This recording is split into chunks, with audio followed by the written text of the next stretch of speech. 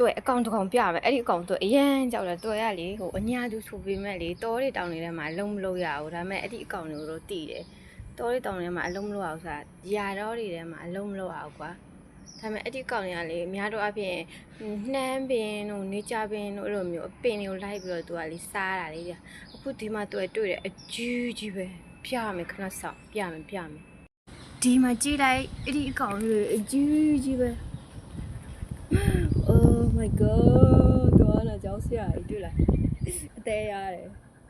သူကလေနေကြပွင့်နေမှာဆိုရင်နေကြရဲ့အပွင့်တွေကိုဖြက်စီးတယ်လေနှမ်းဆိုလဲနှမ်းပွင့်နေပေါ့နော်ပေးစင်းကုန်ဆိုလဲပေးစင်းကုန်အပွင့်နေမှာလိုက်ပြီးတော့ဖြက်စီးရကွာ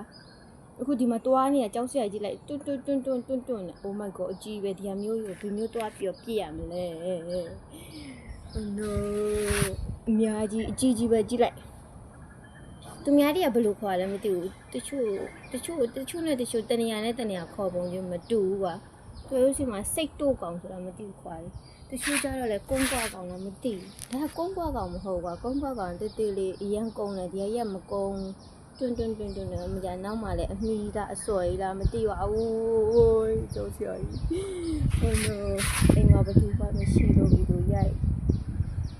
ဒီနားလေးမှလေအကောင်ရတယ်များလိုက်တာဘာကောင်မှလည်းမသိကြီးပဲ